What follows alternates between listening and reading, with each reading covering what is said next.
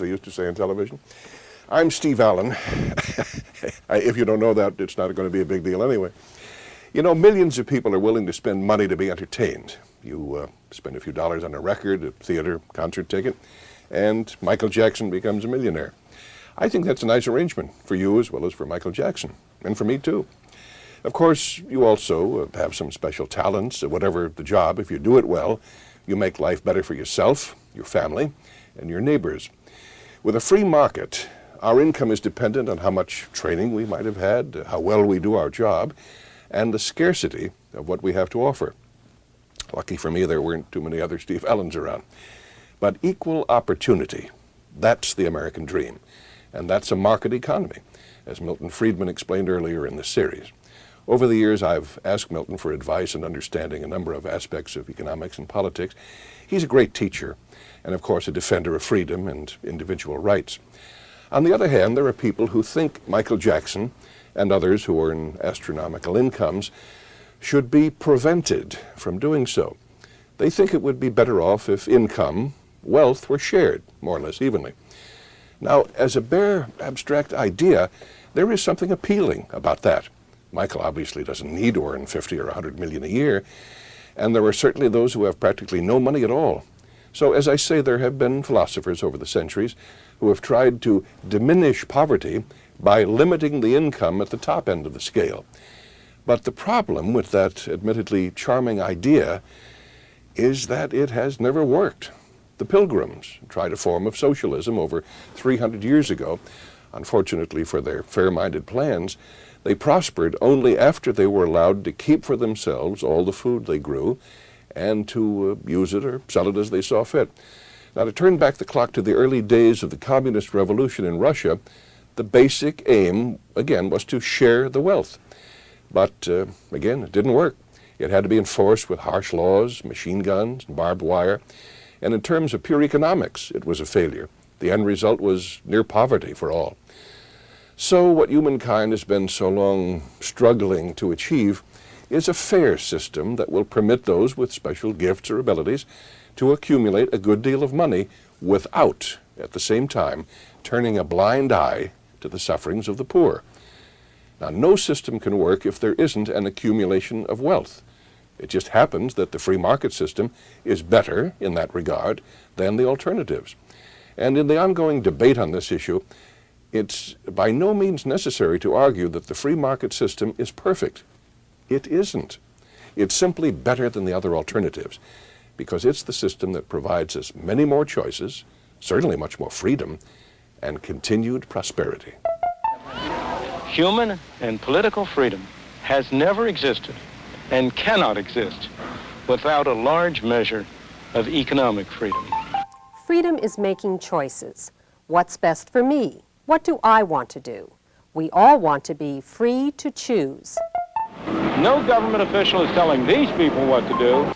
Parental control, parents choosing the teacher, parents monitoring the schooling.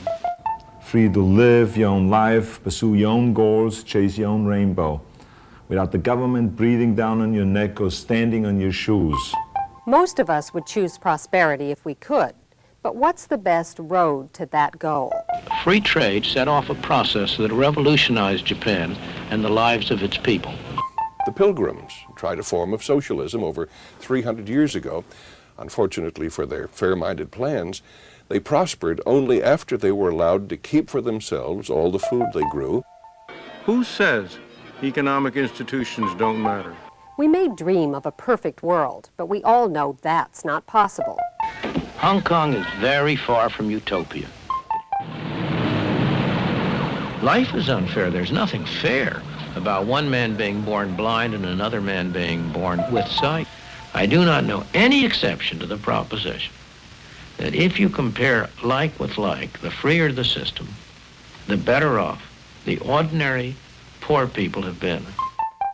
Dr. Friedman has spent a lifetime studying freedom and prosperity. To him, the lessons of history are clear. People are better off making their own choices, better off not relying on government. Free to choose is a survival kit for you and for liberty.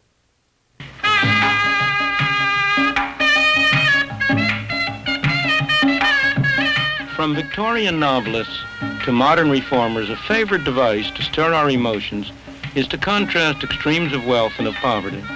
We are expected to conclude that the rich are responsible for the deprivations of the poor, that they are rich at the expense of the poor.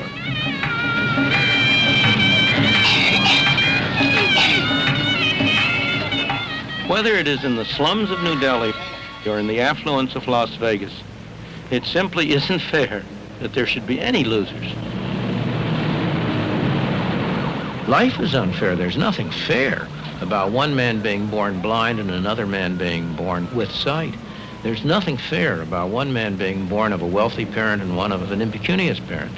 There's nothing fair about Muhammad Ali having been born with a skill that enables him to make millions of dollars one night. There's nothing fair about Marlene Dietrich having great legs that we all want to watch. There's nothing fair about any of that. But on the other hand, don't you think a lot of people who like to look at Marlene Dietrich's legs benefited from nature's unfairness in producing a Marlene Dietrich? What kind of a world would it be if everybody was an absolute identical duplicate of anybody else? You might as well destroy the whole world and just keep one specimen left for a museum.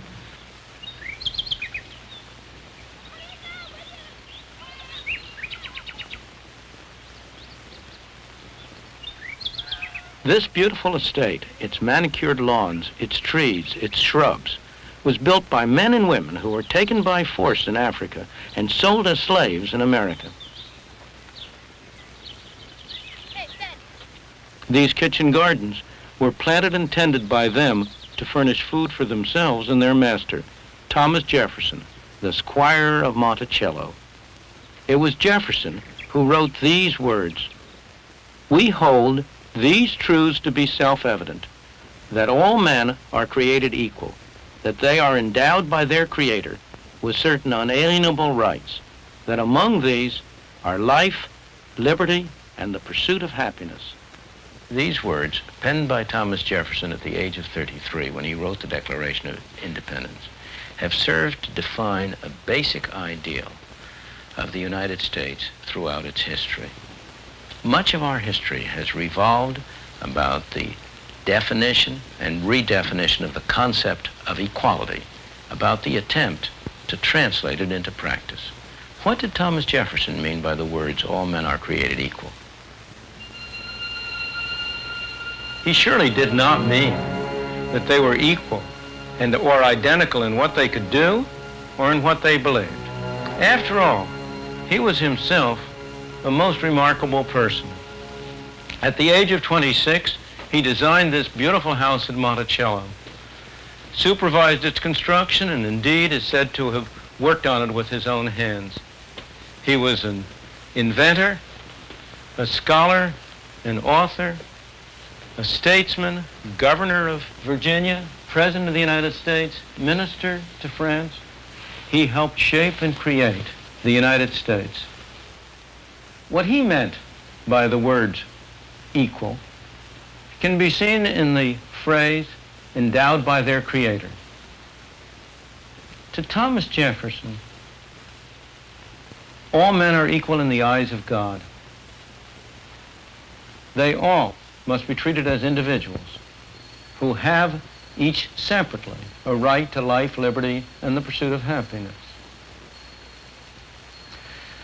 Of course, practice did not conform to the ideals in Jefferson's life or in ours as a nation. He agonized repeatedly during his lifetime about the conflict between the institution of slavery and the fine words of the Declaration. Yet, during his whole life, he was a slave owner.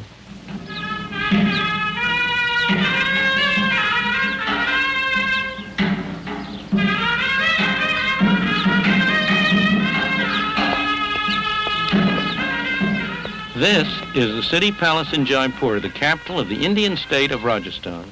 It's just one of the elegant houses that were built here 150 years ago by the prince who ruled this land.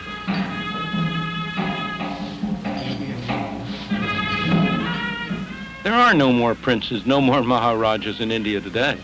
All titles were swept away by the government of India in its quest for equality. But as you can see, there are still some people here who live a very privileged life.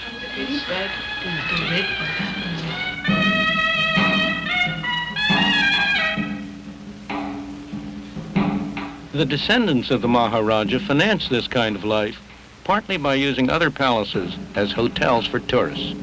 Tourists who come to India to see how the other half lives.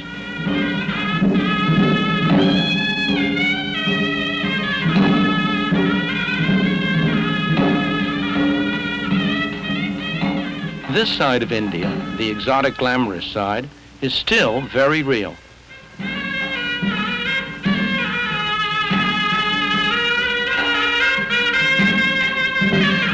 Everywhere in the world there are gross inequalities of income and wealth. They offend most of us. A myth has grown up that free market capitalism increases such inequalities, that the rich benefit at the expense of the poor. Nothing could be further from the truth. Wherever the free market has been permitted to operate, the ordinary man has been able to attain levels of living never dreamed of before. Nowhere is the gap between rich and poor. Nowhere are the rich richer and the poor poorer than in those societies that do not permit the free market to operate, whether they be feudal societies where status determines position, or modern centrally planned economies where access to government determines position. Central planning was introduced in India in considerable part in the name of equality.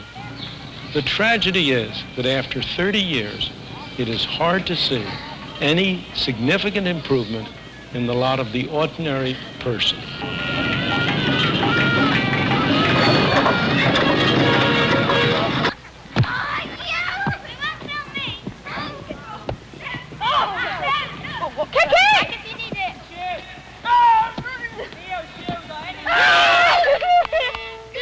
The Yehudi Menuhin School in the south of England is also a place of privilege.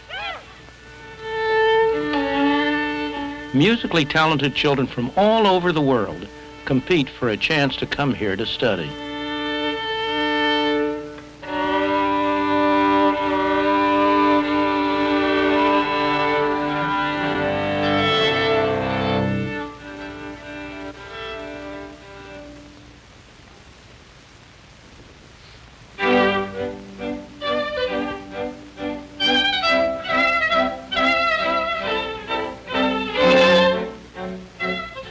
Much of the moral fervor behind the drive for equality comes from the widespread belief that it is not fair that some children should have a great advantage over others simply because they happen to have wealthy parents.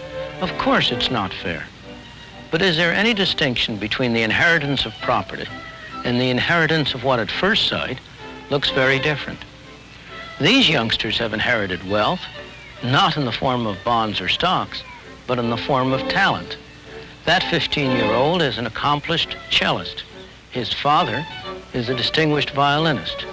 It's no accident that most of the children at this school come from musical families. The inheritance of talents is no different from an ethical point of view from the inheritance of other forms of property, of bonds, of stocks, of houses, or of factories. Yet many people resent the one, but not the other.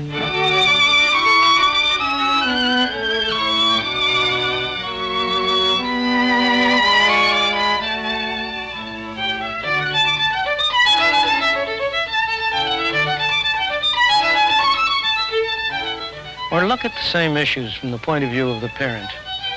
If you want to give your child a special chance, there are different ways you can do it. You can buy him an education that will give him skills enabling him to earn a higher income. Or you can buy him a business. Or you can leave him property, the income from which will enable him to live better. Is there any ethical difference between these three ways of using your property?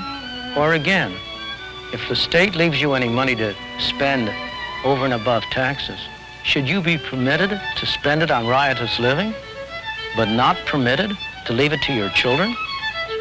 The ethical issues involved are subtle and complex. They are not to be resolved by resort to such simplistic formulas as fair shares for all. Indeed, if you took that seriously, it's the youngsters with less musical skill, not those with more, who should be sent to this school in order to compensate for their inherited disadvantage.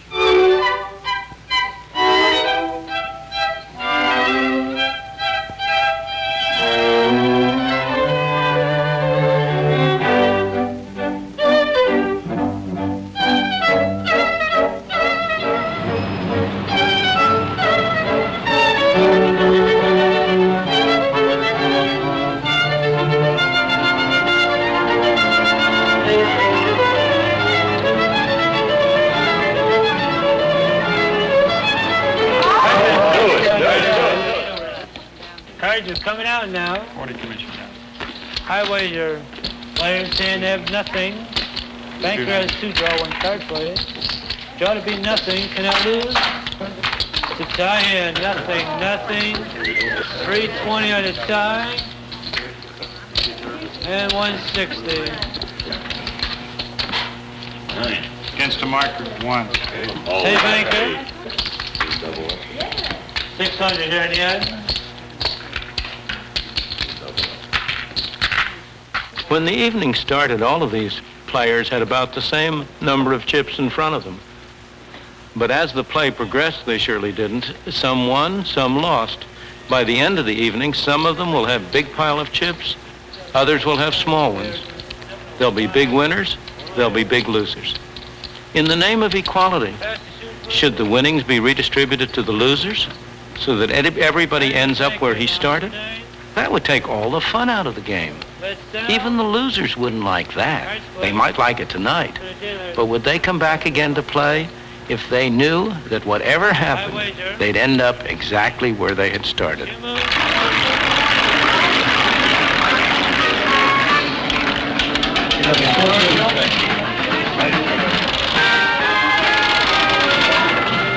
We're only 1 minute away from double jackpot time. When we're into double jackpot time, watch double jackpot board. With the number of your spots, it is just 1 double jackpot. Now select your favorite machine, check your change, and listen to the horn after the countdown. When you hear the horn. But what does Las Vegas have to do with the real world? A great deal more than you might think. It's one very important part of our life in highly concentrated form. Every day, all of us are making decisions that involve gambles. Sometimes they're big gambles, as when we decide what occupation to pursue or whom to marry. More often, they're small gambles, as when we decide whether to cross the street against the traffic. But each time the question is, who shall make the decision, we or somebody else? We can make the decision only if we bear the consequences. That's the economic system that has transformed our society in the past century and more. That's what gave the Henry Fords, the Thomas Alva Edisons, the Christian Barnards the incentives to produce the miracles that have benefited us all. It's what gave other people the incentive to provide them with the finance for their ventures. Of course, there were lots of losers along the way. We don't remember their names, but remember, they went in with their eyes open. They knew what they were doing. And win or lose, we, society, benefited from their willingness to take a chance.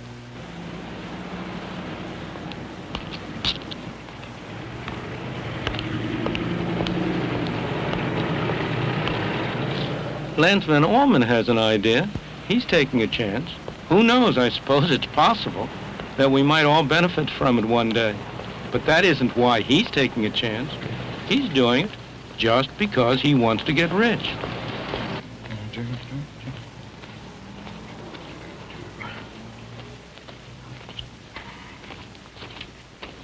This is his business headquarters in Las Vegas. Empty, except for the idea that he shares with his partner, who will handle the production end of the venture when things really get going.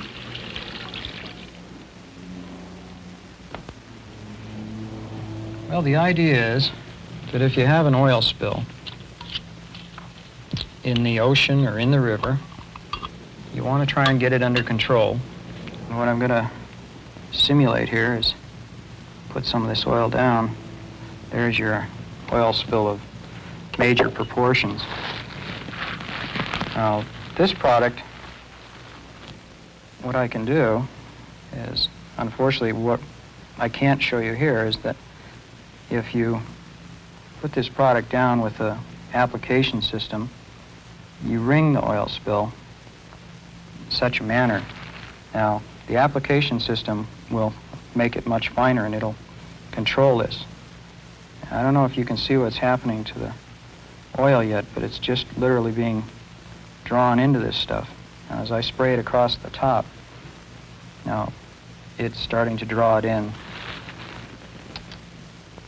Now, I've got way more than I need. This controls like 10 times its weight in oil. And it will not sink. It's been chemically treated, it's cellulose. It's been chemically treated so that it will, in fact, not do anything with the water. It hates water, but it loves oil. Now, I don't know if you can see. We have containment devices, and that's what we're going to use this with. Now, you can see that it's just taken a very little amount of this oil-absorbing product, which we call oil eater, to pick this up. Now, the nice thing about it is that after that oil spill is there, we have the system to do what I'm doing with my hand, and that's pick all this up. There's the oil out of the product. Now, if you want the oil back, that's not a big problem if I can keep it all under control. The oil will come out, and there we go, allowing it. I don't know if you can see. There you go. Now, what I've done is I quit my regular job, and I mortgaged everything I've got, and it's quite a risk to do this, but the product works. You can see it works. You know, people talk to me, and they'll say, yeah, but you're crazy. You don't have a job. You don't know where the next paycheck's going to come from. As a matter of fact, I think maybe I've got $10 in my pocket right now. But I don't worry about it, because I get up in the morning, and it's my world. I own it. I can sit back and say I'm losing, or I can sit back and say I'm winning. And I can go out and change the odds in my favor.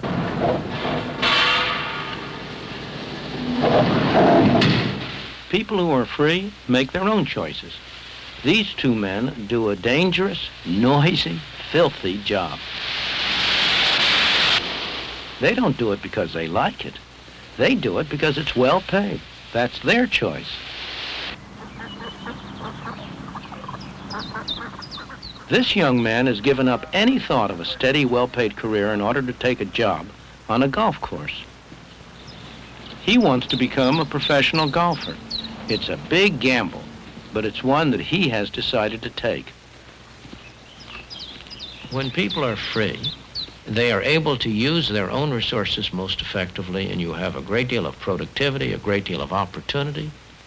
The major beneficiaries are always the small man. The man who has power, who's at the top of a society, he's going to do well whatever kind of society you have. It's the society which gives the small man the opportunity to go his way, which is going to benefit him the most. And that is why, if you ask, where in the world do ordinary people have the greatest opportunity for themselves and their children? It's not in Russia. It's not, on the other hand, in India.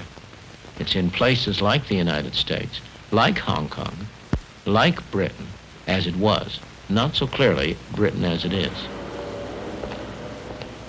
For much of this century, the British have tried to use the law to impose equality, with very indifferent results.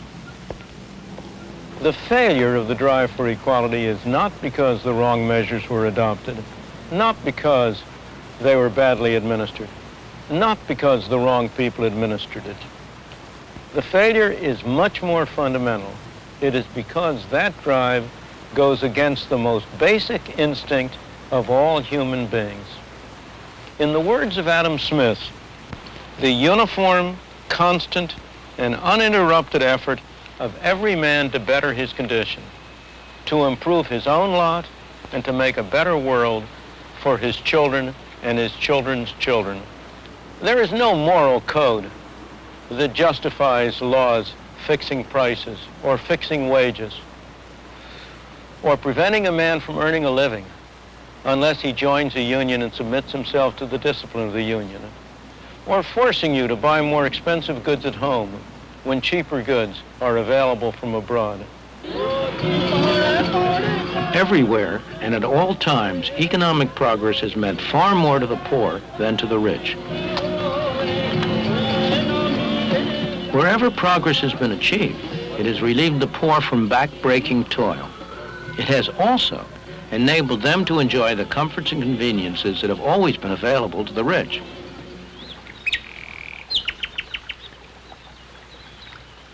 During the 19th century, and especially after the Civil War and on into the 20th century, the idea of equality came to have a much more definite and specific meaning than the abstract concept of equality before God. It came more and more to mean that everyone should have the same opportunity to make what he could of his capacities, that all careers should be open to people on the basis of their talents, independently of the race or religion or belief or social class that characterized them. This concept of equality of opportunity offers no conflict at all with the concept of freedom. On the contrary, they reinforce one another, and it is no doubt the concept that even today is most widely held. But in the 20th century, beginning especially abroad, and at a later date in this country, a very different concept, a very different ideal has begun to emerge. That is the ideal that everyone should be equal in income, in level of living, in what he has. The idea that the economic race should be so arranged that everybody ends at the finish line at the same time, rather than that everyone starts at the beginning line at the same time. This concept raises a very serious problem for freedom. It is clearly in conflict with it, since it requires that the freedom of some be restricted in order to provide greater benefits to others. The society that puts equality before freedom will end up with neither.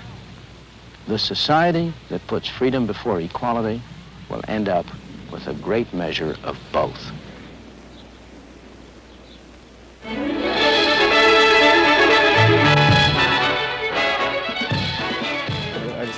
I'm Linda Chavez. I hope you've enjoyed Created Equal, the last in the Free to Choose series. Joining Dr. Friedman to discuss the concept of equality are Thomas Sowell of the Hoover Institution and Michael Kinsley of the New Republic. Tell me, Mr. Kinsley, is individual freedom all that matters, or should we be concerned about the unequal distribution of wealth? I think, of course, we should be concerned. Let me make two concessions, however, at the very beginning. Number one, capitalism is an economic system that benefits everybody, including those at the bottom, as Milton Friedman has so eloquently pointed out. Capitalism requires incentives. Incentives necessarily imply some degree of inequality.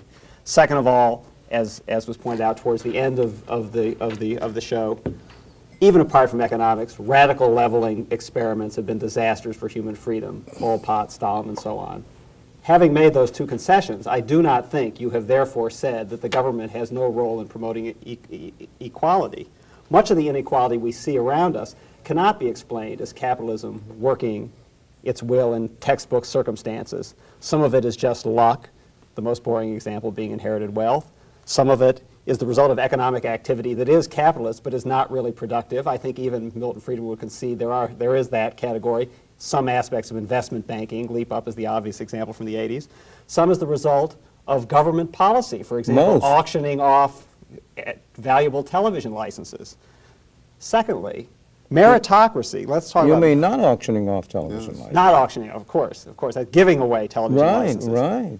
Even when capitalism is working in the textbook way, increasing everybody's wealth, much of the qualities that are being rewarded there are essentially innate. And the term meritocracy really disguises that and implies that intelligence, talent, such as the students of the Yehudi Menuhin School, are exactly the same as hard work and initiative. And it seems to me those are very different categories of reward. So because of that, I think a certain amount of government-induced redistribution is not a bad idea. But is it really redistribution, or, Dr. Sowell, is it putting people at the starting line, as Dr. Friedman said? Well, I'm still trying to see the connection between what he said before and what he said at the end.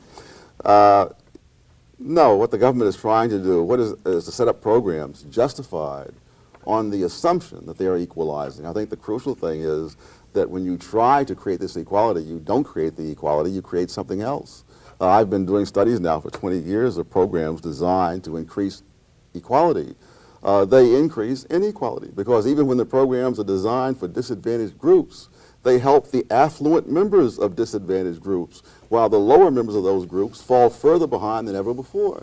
And not just in the United States, in India, to some extent in Malaysia, the very same thing is happening. But would you say that that is a theoretical necessity, or is that because of these specific programs being badly designed? Mr. Friedman, Dr. Friedman. Name a well-designed one. Yes. Well, you designed one, the negative income tax. I did not design that in the sense in which you mean it. I favor the negative income tax as a way of getting from where we are now to where I would ultimately like to be. It's a less bad alternative than our present mess. But it's not in and of itself a good alternative, no. But you wouldn't favor it, but it would not, it seems to me, suffer from the defect that Professor Sowell sees in the welfare programs we have today of large bureaucracies, of inadvertent beneficiaries, and so on and so forth. And it would, seems to me, be possible to redistribute wealth. But is it a good idea to redistribute wealth? It is possible to redistribute wealth. The question is whether in the process of distributing wealth, you don't inevitably accompany it by side effects, which have the characteristic that they make things worse rather than better. Because what happens every time you go to redistribute wealth, you establish a pie there for somebody to grab. And there are lots of people around trying to grab them. And they are going to go down to Washington or to the State House or wherever it is and work and try to convert that program into one which, although it started out fine, almost all of these welfare programs that you and I now regard as having bad effects started out fine. The new broom sweeps clean. I wouldn't necessarily concede that every welfare program we have now has entirely bad effects. It doesn't have an entirely bad effect. Or even primarily bad effects. Well, name one which my on the whole... the Head Start program is a great success. Now, does that come under, maybe that comes under your category of equality of opportunity rather than equality of result. But nevertheless, it is a major government program that is taking tax money and spending it on poor people. I think that if you're going to say the government should do things of that sort to help people, to help themselves, to rise up and meet some standards, whatever the theoretical objections might be to it, I think that the political objections are relatively minor, that very few people would argue against that. The polls that I've seen suggest that almost every segment of the society would support it. Now, then why is it that even today, 20 years or 25 years after it started, Head Start is only available to a small fraction of the people who qualify for it? Thank you. That's our whole point.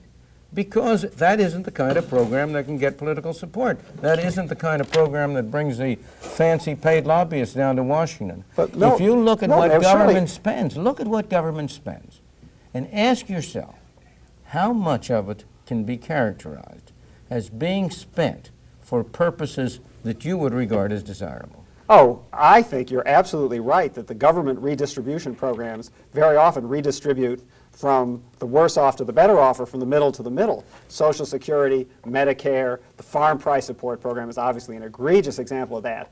But surely it is conservatives and Republicans and people who consider themselves allied with Professor Sowell and Professor Friedman who prevented the expansion of the Head Start program. I doubt it very much. What I think prevented the expansion of the Head Start program was the ability of the people for these other programs getting in first. Let me illustrate very directly about the kind of people you represent. The worst program from the point of view of taking money from the poor and giving it to the rich is none of those you mentioned. It's higher education in the United States. There's no program in the United States that so clearly taxes the poor to benefit the people of the present rich and of the people who are going to be rich. I mean the student loan program. It's not only the students, it's state universities in every state. It's total government spending on higher education, whether in the form of so-called loan programs, most of which are grant programs, or in the form of straight. Now, have you had any, let me ask you, which lobby has been more influential? The lobby in favor of expanding that program, or the lobby in favor of expanding the Head Start program? Well, yeah, I'm going to dig myself into a hole here, but how far do you push this logic? Do you put why higher education and not secondary and primary Oh, I education. agree on secondary. I'm in favor of, I think the same thing is true in secondary and primary, except that secondary and primary, from a redistributive point of view, is not as bad. Because everyone goes. That's Just right. about everyone goes. And it has it's compulsory. Personally, I'm in favor of privatizing secondary and primary and ultimately getting rid of government subsidy, except, and here I would agree, and here I'm going to go to your side, that I would agree that there remains a residual necessity of providing for the children whose parents are, for whatever reason, not in a position to finance their schooling. Well, let me, go ahead. But, you know, I don't think it's accidental that the emphasis has been at the higher education level when it comes to money.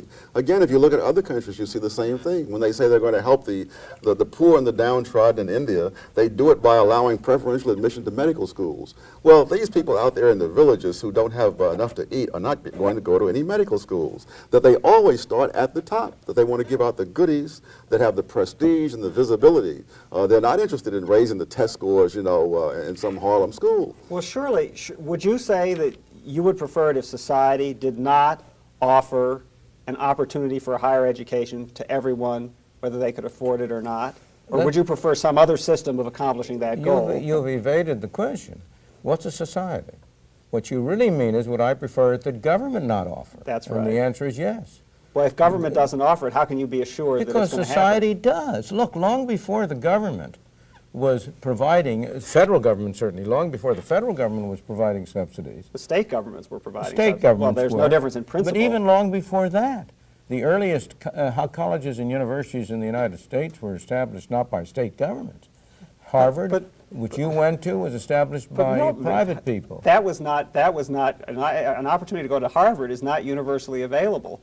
Am I naive? My impression was that the GI Bill after World War II, correct me if I'm wrong, gave millions of people who otherwise would not have had the opportunity to go to higher education to go. What I would say is, let's have a system where I think there are abuses. The student loan program was clearly redistribution, but the basic principle that it is the role of government to make sure that everyone has the opportunity who can qualify for it and who can make use of it for an excellent higher education is a good one, and you mitigate the redistributive effects of that through the income tax system. The problem is to get stuck on objectives and not on outcomes.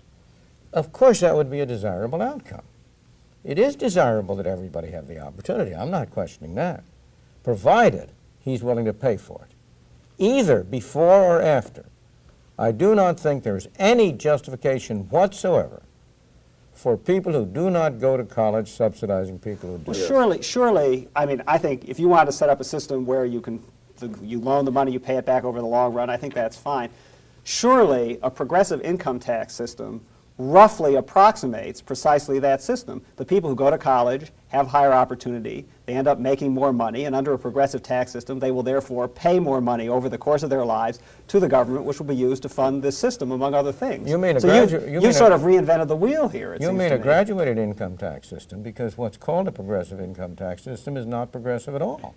If you look at the actual payment of taxes by the populace, it is not true, fortunately, I would say, that higher income classes pay a higher percentage of their income. I'm with you on that. You're arguing my side of the fence once No, again. but each time you Yeah, see, but you look forward in hope. Yes, in other words, you keep telling me how these are wonderful ideas. It's just that they never work out in practice. It's like the Marxists who are telling us that Eastern Europe wasn't really socialism. Nothing that ever existed on this earth was ever really socialism. It's only in their imagination. At some point, you have to ask yourself, could it be that this principle cannot work out in practice with human beings as they exist on this planet? Let me say two things to that. Number one, I'm certainly not saying that it never works out in practice. I think that, for example, the University of California higher education system is actually one of the jewels of Western civilization. I've taught in that system, and it Do you is really not. wish it didn't exist? Yes. Well, You mean it's a jewel of the Western civilization that California, which has the most extensive state system of schooling in the country, should have a smaller fraction of the youngsters of the age of 60, of the appropriate age, graduate from college than the average for the country? That's a fact. Why is it a fact? Because they're spending too much on Berkeley? Is that the point? No. Because the kids who go to California's universities and colleges drop out. 50% of the people who enter as freshmen in UCLA drop out before they graduate. And why? Why? Because this is a state system in which you have entry is essentially widespread and free, and the result of it is the quality of the schooling that is given is very low. It's a place where people go to have a good time, not to have an education. It's a nice interlude between high school and the real world. And it's because, let me ask you something. Do you really think that people appreciate something they don't pay for? I didn't pay for my higher education, and I certainly appreciate it. You're one of the rare people, as You we all knew. That's not my impression. My impression. You will agree that in general, as a general principle of life, certainly. people, if they don't pay for it, if they get it for nothing, they value it at nothing. And what happens is that insofar as there are any large number of people like that, any large number of kids who go to college just because it's an easy, cheap, free, pleasant thing to do, it destroys it for the ones who would like to get something. Yes. Whenever you're giving away, whenever the government is giving away things instead of simply redistributing money, obviously there are inefficiencies. Anything that's free, like people use too much water if their water isn't metered. Higher education, no doubt, suffers from the same fact. I want to get to something else that Tom Sowell said, this analogy to socialism, which is one of the things that sticks in my craw. As I said at the beginning, obviously, there are levels of redistribution that are nightmares. And I do not think you can analogize from socialism to the progressive income tax. No, you missed the point entirely. I was saying that you're making the argument that they're making, which is, this is a wonderful idea. It's just that when we come to specific examples of it, it always ends up in disaster. Well, and yet somehow it still remains a wonderful idea. You mentioned California. I taught there. There's another reason for the problems of the California system, and that is that the people who are in a position to appropriate the rents, as we say, do so, namely the faculty. That these are research factories. These are not teaching places. I can remember in faculty meetings, whenever I would mention the students or the taxpayers, there'd be a knowing smile as just, oh, Sowell has this thing, you know, and they would tolerate it and go on, because it is run for the professors. I was on the faculty. Is it your impression that private universities such as Harvard, Yale, and Princeton are not run for the professors to the same degree? Not to the same degree. They are run for the professors, again, because all of them are also getting government money. But surely it's not just that. It's because they're large bureaucratic institutions. But before the government money got there, you had much higher teaching loads. For example, at Columbia, when Boston wrote this book about the teacher in the 1940s, he mentioned the teaching load at Columbia was 15 semester hours. A rural college out in the boondocks with no reputation at all would not have people teaching like that. As you poured more government money in, you got more and more people doing less and less teaching. If we can get off the issue of universities and get back to the issue for a moment of income redistribution. A fact of life, a fact of history. The greatest period of eleemosynary activity in United States history was in the 19th century when government was very small. That's when the great bulk of the private colleges and universities were founded. Harvard was even earlier, of course.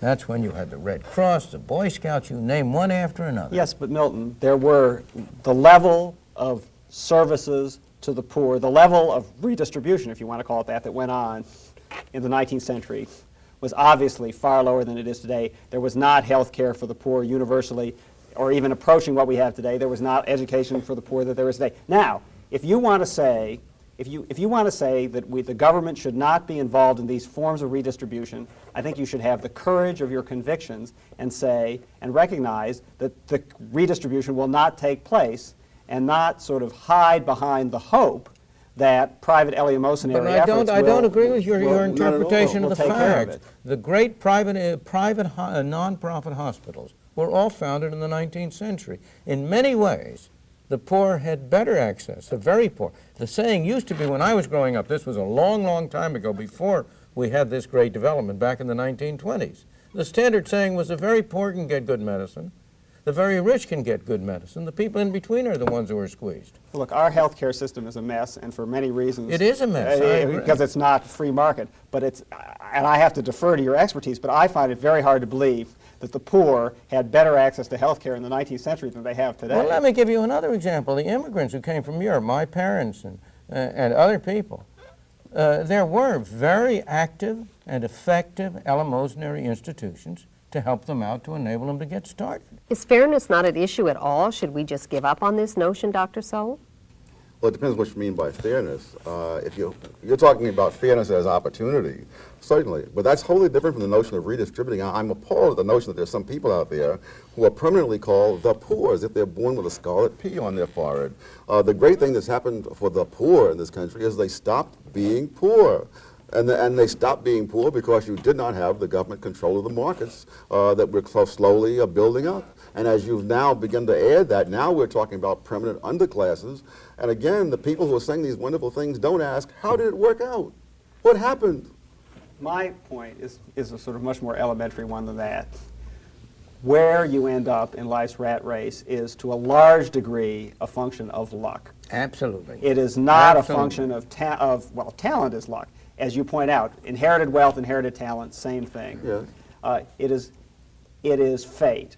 And it seems to me that given that, if there is a way to mitigate fate somewhat with minimum damage to the economy, to the total production of the economy, that is a very good thing to do. Agreed. Agreed. There's No, no you So you disagreement. don't have any problem with it in principle. It's only in practice that you No, have. no. I have the difference between us is altogether different. The difference between us is, I think, that you are more likely to achieve that, far more likely to achieve that, with a minimal state and a minimal government than you are with a big government. That the private economy, that the market should not be interpreted so narrowly. It includes charitable activity. It was an expression of market activity when Carnegie established private libraries all over the country. It was a mark of private activity, and a market activity when these nonprofit hospitals were established. What my argument is, that a more effective means of achieving our common objectives, our objectives are the same. I agree with you. Where people end up is tremendously amount of luck. I hope you've enjoyed Free to Choose and that you'll continue to think about the ideas we've discussed and the way they affect your lives.